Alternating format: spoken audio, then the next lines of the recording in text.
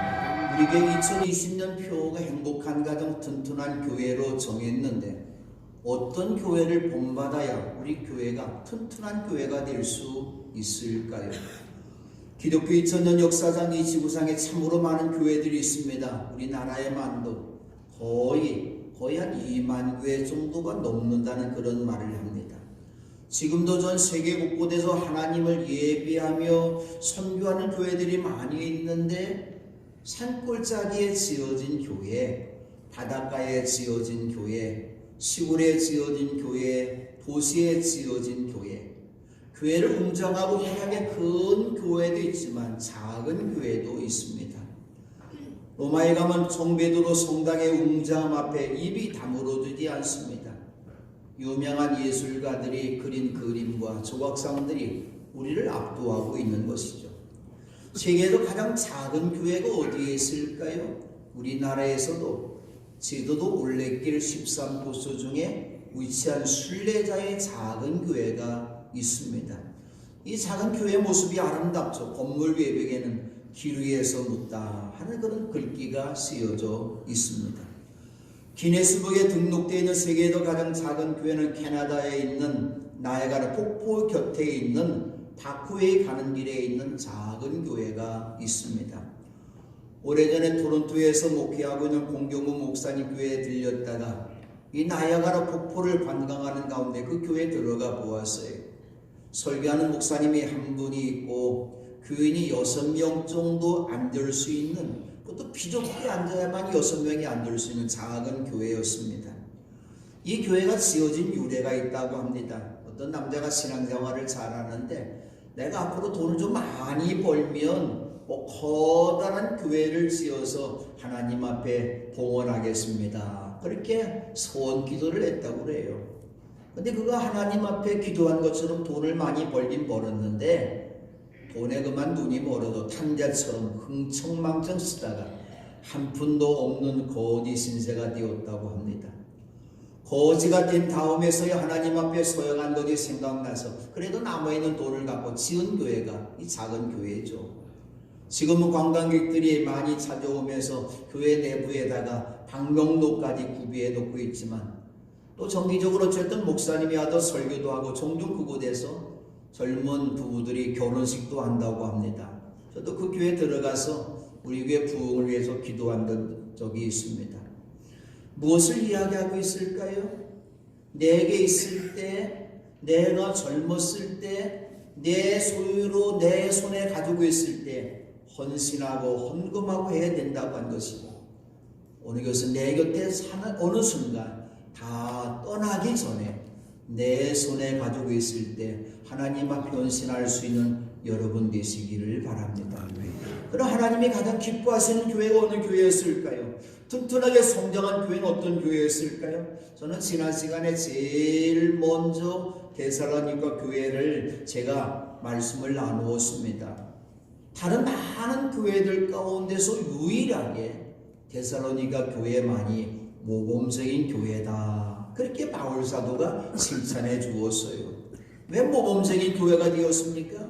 믿음의 행위가 있는 교회였고 사랑의 수고가 있는 교회였고 그리스도께 굳게 둔 소망을 굳게 지키는 인내가 있는 교회였던 것이죠.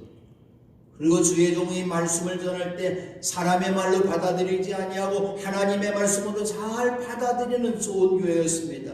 이러다 보니까 교회가 소문이 난 교회, 은혜와 사랑의 소문난 교회였습니다. 오늘은 두 번째로 최초로 선교사를 파송한 안디옥 교회가 어떻게 해서 튼튼한 교회가 되어서 하나님을 기쁘게 드렸는지, 어떻게 아름다운 교회가 되었는지, 오늘날에도 많은 교회들이 안디옥 교회라는 명칭을 쓰고 있습니다. 아마도 도시들마다 안디옥 교회라는 명칭을 쓰는 교회들이 많이 있는데 그만큼 안디옥 교회처럼 되어지기를 원한다는 염원이 담겨 있는 것이죠. 우리 교회도 안디옥 교회처럼 튼튼한 교회가 되어서 주님으로부터 칭찬 듣는 교회가 되기를 주님의 이름으로 축원합니다. 그럼 어떻게 해서 안디옥 교회가 튼튼한 교회가 되었을까요? 첫 번째로는 신실한 일꾼들이 많이 있는 교회가 튼튼한 교회입니다. 주님이 보실 때 좋은 교회, 아름다운 교회 자산이 무엇일까요? 사업하려면 자산이 많아야 됩니다. 그럼 교회도 자산이 있어야 되는데 어떤 자산이 많이 있어야 될까요? 눈에 보이는 건물이 크고 화려하고 신도들이 좀 많이 모이고 예산이 좀 많이 늘어나고 천상의 소리를 웅장울려 퍼지는 비싼 파이프오르간이 있고 찬양대원 수가 좀 많이 있고 예배 멋진 오케스트라 연주를 하는 교회일까요? 아닙니다. 주님이 기뻐하시는 튼튼한 교회 자산이 무엇인가를 1절에서 이렇게 말합니다. 안디옥 교회에 예언자들과 교사들이 있었는데 그들은 바나바와 니게로라 가는 시몬과 구레네 사람 누게와 분봉 헤롯과 더불어 어릴 때부터 함께 자란 마나엔과 사울이다. 오늘 이 안디옥 교회는 훌륭한 일꾼들이 있는 튼튼한 교회라고 한 것이죠. 누가는 이 안디옥 교회를 소개하면서 여기 이 교회를 섬기는 5명의 일꾼을 소개했는데 이들은 모두가 교회에서 예언자였고 교사 역할을 수행한 사람이란 것이죠. 이 안디옥 교회에 5명의 일꾼이 있었기 때문에 초대교회도 가장 모범의 교회 중에 하나가 되었던 것이죠. 첫 번째로 레위 사람 바나바라는 사람이 있는데 그는 기프로스 대생으로 귀족이었습니다. 자기가 가지고 있는 밭을 팔아서 그 돈을 가져다가 사도들이 섬기는 예루살렘 교회에 헌금할 정도로 어쩌면 부동산이 많이 있었던 부자라고 한 것이죠. 부자라고 돈이 많이 있다고 헌금 많이 합니까? 아니에요. 오히려 가난한 사람이 마리아처럼 옥합을 깨는 정성이 들어가는 헌금을 많이 한다고 한 것이죠. 그래서 예수님께서도 부자가 하나님 나라에 들어가는 것보다 낙타가 바늘귀로 지나가는 것이 더 쉽다고 말씀하신 것처럼 부자들이 더 인색한 사람, 부자들이 더 어리석은 부자가 많이 있다고 한 것이죠. 근데 바나바는 멋진 부자였습니다. 그는 하나님이 자신에게 준 부를 어떻게 사용할 줄 아는 사람이었습니다. 하나님께서 나에게 많은 재물을 주셨을 때 무엇 때문에 나에게 많은 재물을 주셨는지 허락하셨는지 깨달아야 된다고 한 것이죠. 바나바는 하나님이 주신 재물을 바르게 사용할 줄 아는 사람이었습니다. 자기만을 위해서 자기 가족만을 위해서 사용하지 아니하고 남에게 베풀 줄 아는 사람, 교회에 귀한 헌금을 드릴 수 있는 사람, 말씀의 은혜를 받으면서 밭을 팔아서 그 돈을 모두 교회에 헌금했다고 한 것이죠. 그럼 어떻게 바나바가 이렇게 아름다운 헌신 행동을 할 수 있었을까요? 그의 신앙과 인격과 성품이 아름다웠기 때문입니다. 사도행전 11장 24절에서 바나바 어떤 사람은 이렇게 소개합니다. 바나바는 착한 사람이요 성령과 믿음에 충만한 사람이었다. 그래서 많은 사람이 주님께로 나왔다. 착한 사람이었기 때문에, 베푸는 사람이었기 때문에 자기가 가지는 모든 욕심을 다 버리고 주님을 위해서 자기 재물이 쓰여지기를 원했던 것이죠. 최고의 전도가 무엇일까요? 우리 그리스도인이 먼저 착한 사람이 되어야 됩니다. 저 사람 예수 믿는데 그렇게 고약한 사람, 나쁜 사람, 그런 사람이라면 오히려 전도에 방해가 되는데 착한 사람이 되었던 것이죠. 그럼 우리 어떻게 착한 사람이 될 수 있을까요? 예수님의 피로 우리의 모든 죄를 용서함 받고 우리의 성품이 예수님의 온유하고 겸손한 마음을 본받아서 살아야 된다고 한 것이죠. 우리에게 모든 성도님들이 2020년도에 우리 교회가 튼튼한 교회를 만들기 위해서 여러분 모두가 주님의 은혜로 착한 사람 되어지시기를 주님의 이름으로 축원합니다. 아멘. 성령과 믿음이 충만한 사람 되시기를 바랍니다. 그럼 주님께서 우리 교회에 아름다운 주님의 성도들을 세워주실 줄로 믿습니다. 우리가 착하지 않은데 하나님이 많은 사람 보내주셔도 낙심하는 사람 많을까 보내주시지 않은 거예요. 여러분 모두가 착한 사람 되시기를 바랍니다. 두 번째로 니게르라고 하는 시몬은 예수님께서 십자가를 지시고 골고루 올라갔을 때에 예루살렘에 놀러 왔다가 병사에게 붙잡혔어요.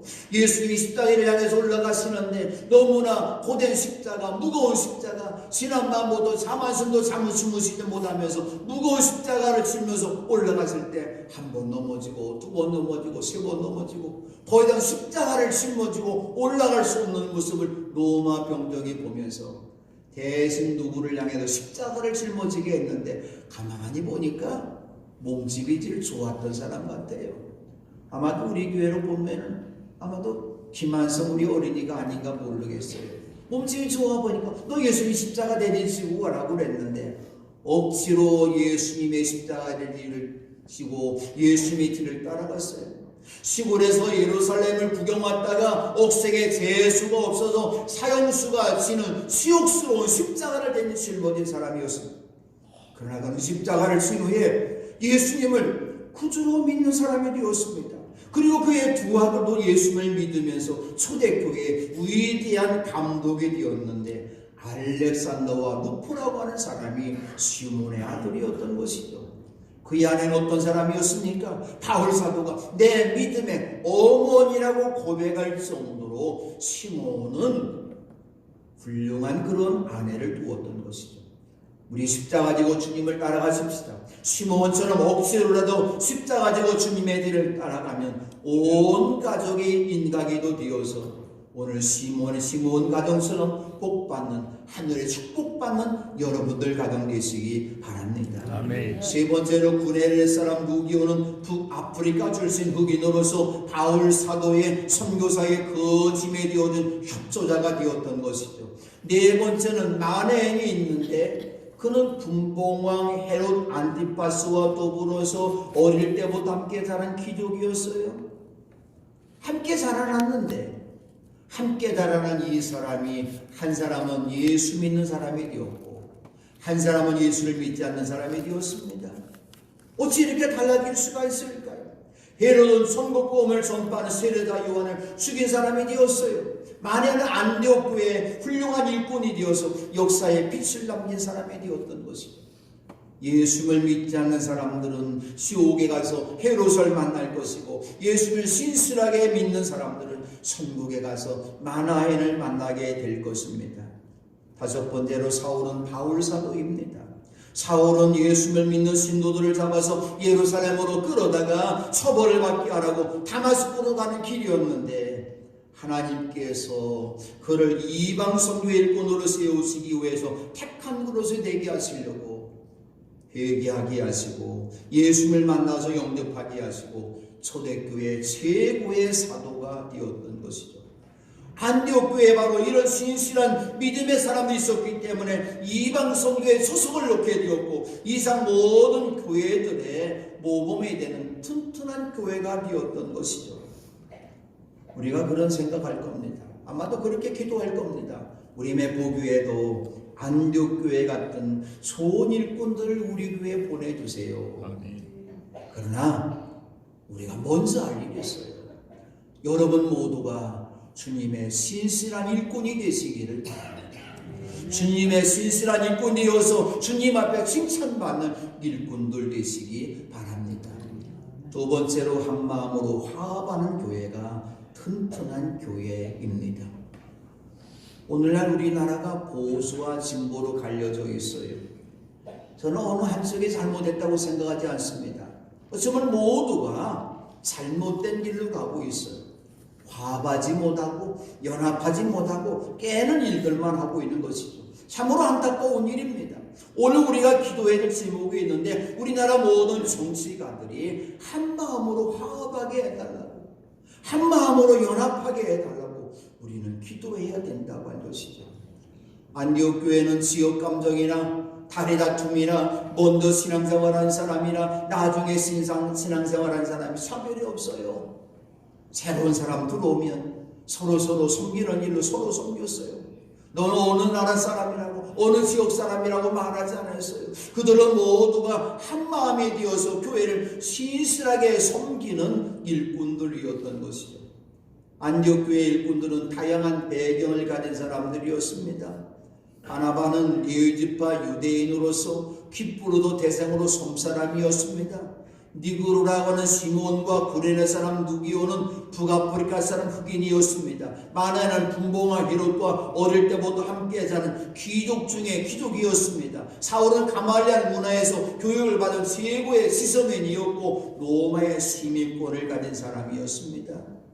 이처럼 안디옥 교회는 유대 사람도 있었고 이방 사람도 있었고 흑인도 있었고 황인족도 있었고 높은 귀족의 사람도 있었고 서민도 있었고 교육을 많이 받은 지성인도 있었고 배우지 못한 사람도 있었고 육지 사람도 있었고 섬 사람도 있었습니다. 어느 성경학자가 말하기를 이들의 이름이 나열된 순서는 나의 순으로 되어 있다고 말합니다. 나이가 제일 많은 바나바부터 제일 적은 사울에 이르기까지 어른부터 젊은 사람이 다 있습니다. 그들은 태어난 지역과 지식과 교육과 성격과 나이가 다 다른 사람이었습니다. 근데 그들은 끼리끼리 모여서 편을 만들지 않았어요. 나는 충청도파야, 나는 영남파야, 나는 호남파야, 나는 신보파야, 나는 보수파야, 편을 나누지를 않았어요. 모두가 한 마음이 되어서 지역과 배경을 넘어서 세대 차이를 넘어서 지성 차이를 넘어서 화합을 이루고 한 마음으로 주님의 일을 하게 되었던 것이죠.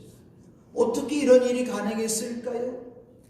그들은 예수님 안에서 예수님의 온유하고 겸손한 마음을 닮아갔기 때문에, 착한 사람이 되었기 때문에, 성령과 믿음이 충만한 사람이 되었기 때문에 그들은 화합하는 교회를 만들어 갔다고 한 것이죠.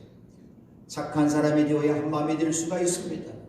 혼자도 똑똑한 데 하지 마십시다. 우리 모두가 성령과 믿음이 충만한 착한 사람이 되어서 우리가 모두가 주님의 일을 할 때에 주님의 교회를 튼튼히 세울 수 있는 주님의 일꾼들 되시기 바랍니다.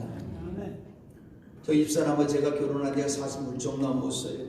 근데 지금까지 살아오다 보니까 성격이 아직도 달라요. 아직도 맞지 않는 부분이 많이 있어요.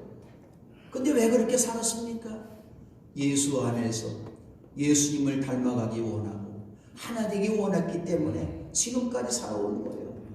남자와 여자는 재료도 달라요. 남자는 흙으로 만들었고 여자는 뭐로 만들었어요? 뼈로 만들었죠. 재료가 달라요. 재료가 다른 사람들끼리 자라나다 보니까 다른 사람인데 하나님께서 다른 사람끼리 짝을 만들어 주셨어요.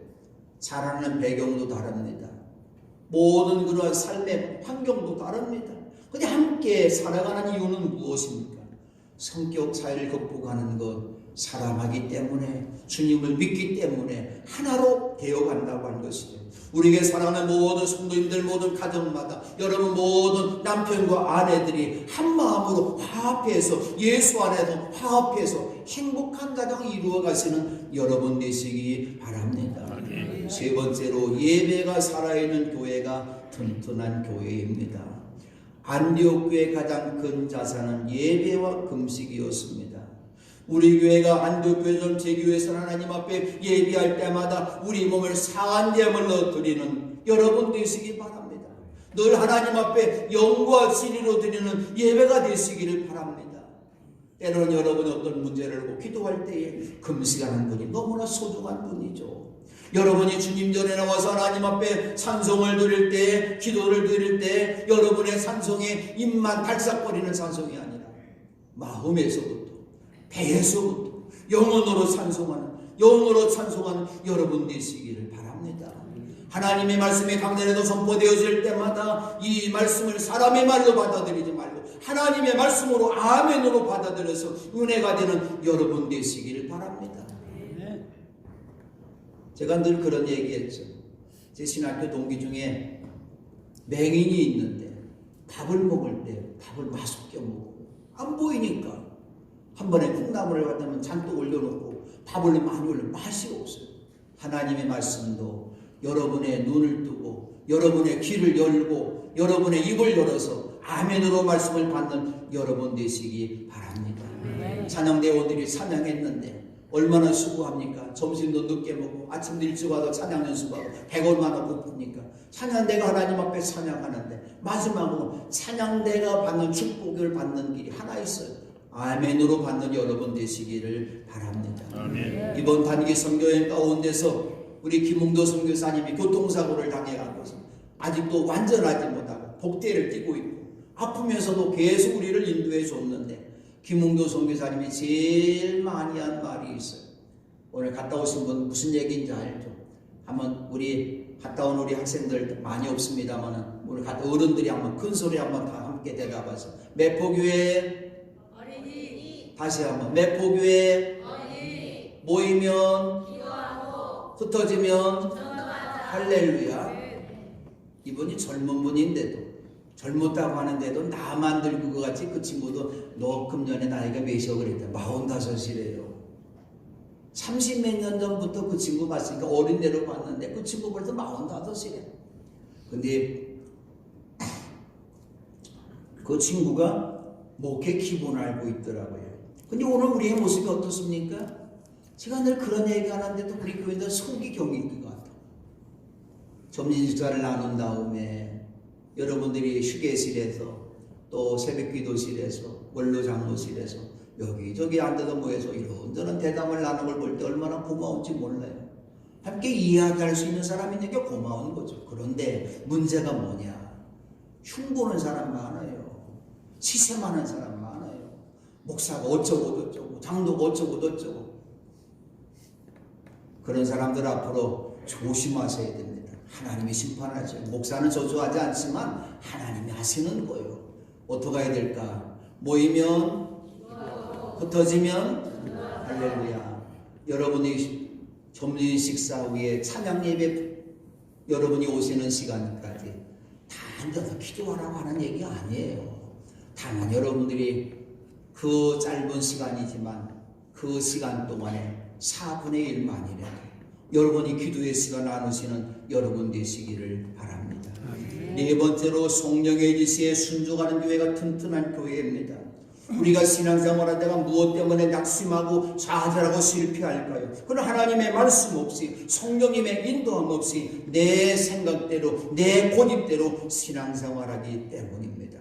어쩌면 신앙생활 열심히 한다는 사람, 어쩌면 나처럼 못된 신앙처럼 오래 신앙생활한 사람들이 이런 우를 범할 수가 있어요.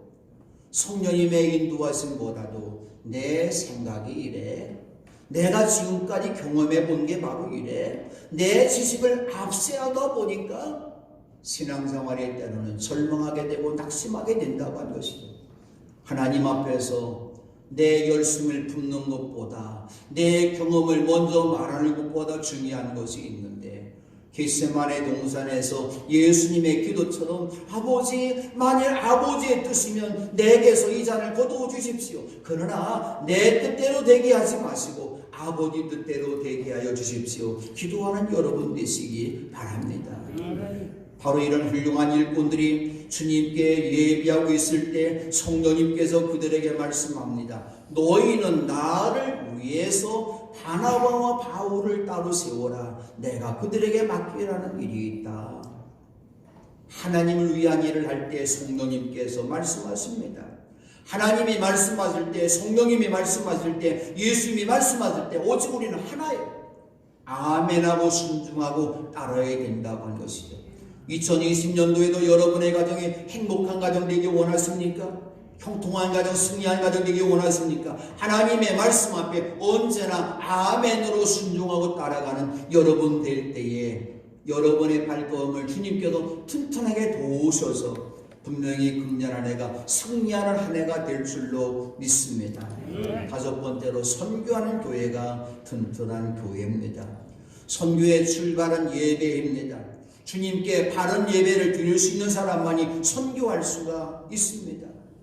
예수 믿는데 좋은 일 많이 있으면 얼마나 좋겠습니까? 근데 예수를 믿는데 순교를 당합니다. 환난을 당합니다. 박해를 당합니다. 스데반이 예수님의 복음을 전할 때 많은 유대 사람들이 스데반에게 돌을 던져서 스데반을 돌려줘 죽였어요. 그날 예루살렘 교회에 큰 박해가 일어났습니다. 사도들 외에는 모든 신도들이 유대 지방과 사마리아로 떠졌습니다. 바로 그때 흩어진 사람이 어떻게 했습니까? 숨어들어서 머리카락 보이려 꽁꽁 숨어서 가만히 있었던 것이 아니라 자기들이 간 그곳에서 예수의 복음을 전했고 먼 안디옥까지 가서 교회를 세웠던 것이죠. 바로 안디옥 교회는 이방도에 세워진 개척교회였습니다. 자립하지 못한 교회입니다. 그런데 이 교회에 튼튼한 일꾼들, 좋은 일꾼들이 있었던 것이죠. 바로 이 안디옥 교회의 다섯 일꾼 가운데 최고의 일꾼 바나바와 사울이 있었는데 성령님께서 말씀합니다. 너희는 나를 위해서 바나바와 사울을 따로 세워라. 내가 그들에게 맡기라 하는 일이 있다. 성령님께서 안디옥 교회의 최고 일꾼인 이 두 사람 바나바와 사울을 선교사로 보내라고 하는 말씀이죠. 안디옥 교회가 어떤 결정을 내렸습니까? 아마도 우리 같았으면 그런 얘기할 거예요. 성령님, 우리 교회에 그 사람이 있어야 반주할 수 있어요. 성령님, 우리 교회에 그 사람이 있어야 지휘사할 수 있어요. 성령님, 그 장로님께서야 우리 교회가 더 좋은 교회 될 수 있어요. 성령님, 그 교사 있어야 아이들에게 잘 가르칠 수 있습니다. 우리 교회가 더 부흥된 다음에 더 그 다음에 보낸 것 좋지 않겠습니까? 그렇게 말할 수도 있을 것이죠. 그런데 안디옥 교회는 성령님의 말씀 앞에 아멘하고 순종합니다. 그리고 안디옥 교회는 금식하고 기도한 다음에 이 두 사람 바나바와 사울을 안수해서 선교사로 떠나보냈던 것이죠. 안디옥 교회는 가장 좋은 지도자들을 온 세계와 땅끝에까지 이르러 예수님의 증인이 되도록 선교의 재단에 희생제물로 내어놓았던 것이죠. 안디옥 교회는 착하고 신실한 교회가 되어서 바나바와 바울을 통해서 하나님의 말씀을 배웠고 성령의 말씀에 순종하는 교회가 되었기에 세상 사람들로부터 그 교회는 제일 먼저 그리스도인이라는 칭호를 얻게 되었던 것이죠.